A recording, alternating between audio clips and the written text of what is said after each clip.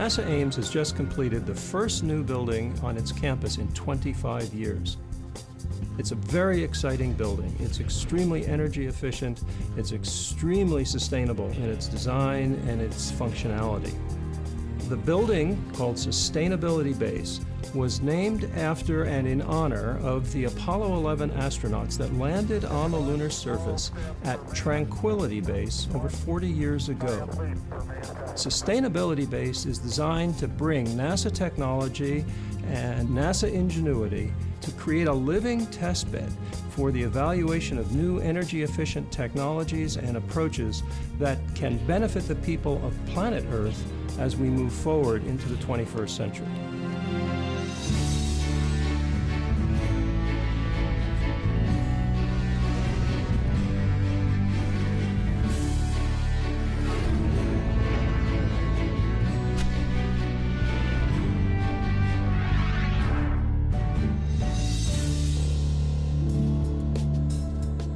Cradle to Cradle is a design strategy that looks at materials as nutrition and looks at energy as something that comes from renewable sources and looks at water as something that's meant to be clean and drinkable.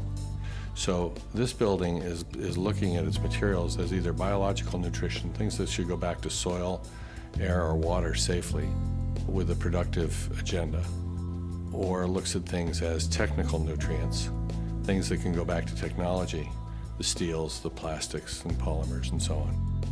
This is a really critical subtext for sustainability base. This building and this complex will have that fundamental characteristic. Our solution for sustainability base for this building and landscape is really a combination of high technology and ancient wisdom.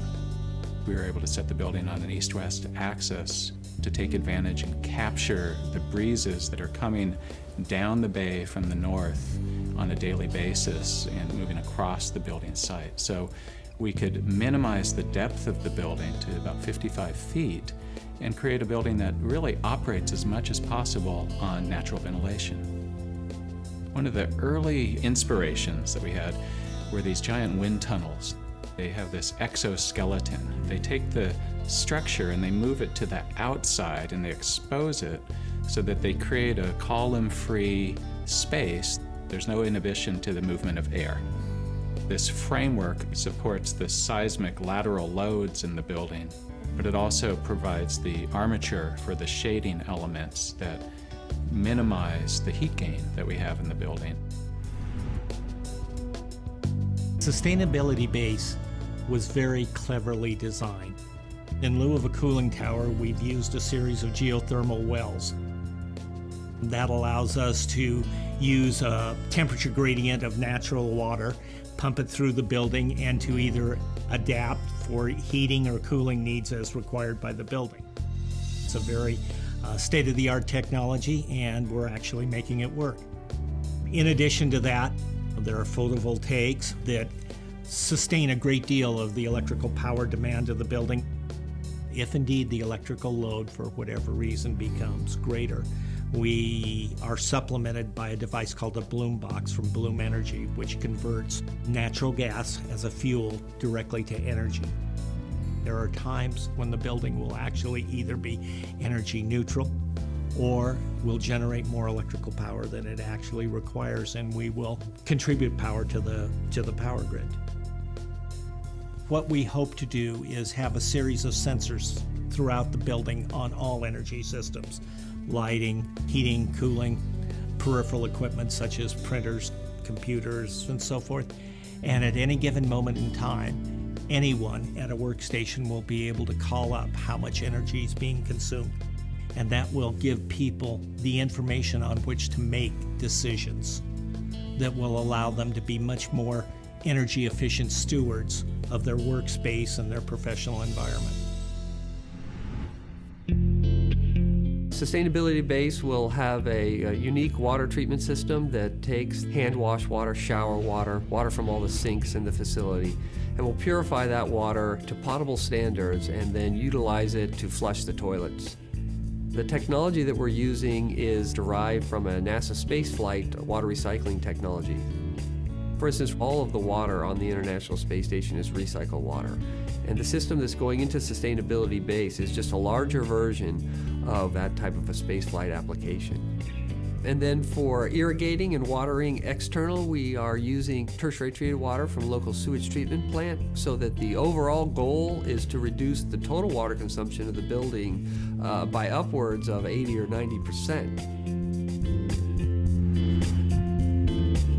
One of our major goals in this building was not just to end up with a great design. It was to end up with a very livable, very pleasant, very useful workspace for the researchers and employees of Ames Research Center. And we made our selection for all materials going into the building to be both healthy and as green as possible for the planet, not just for the individuals, but for the planet. So all of our products are Green Guard certified or Cradle to Cradle certified, and they have very few toxins in them. Those that do have low emissions. And the recycled material is in our furniture, it's in our carpets, it's throughout the products in the building. We also have the unique opportunity to reuse our products from Ames.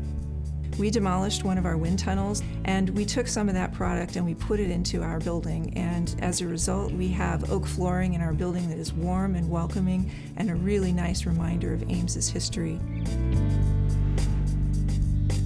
One of the things we are most excited about is that Sustainability Base will be a living testbed for innovative research. One example is the use of an anomaly detection software tool called Inductive Monitoring System, or IMS.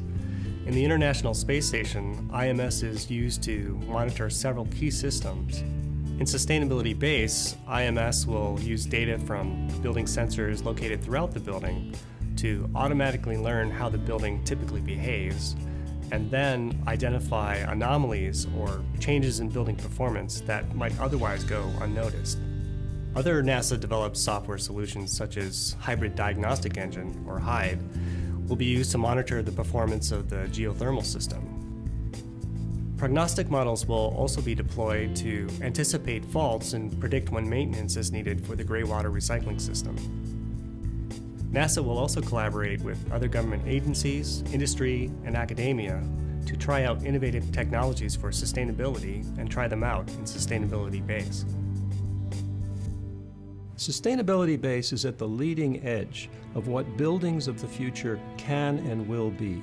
It's an intelligent building. It's a highly efficient building. It's a building that informs itself and its occupants about their carbon footprint, about their energy consumption, and about how they can perform their jobs in a more efficient and effective manner. Sustainability Base is a living testbed for the future. It is an icon for what can be in the built environment. And it brings NASA ingenuity and NASA creativity back to the people of planet Earth.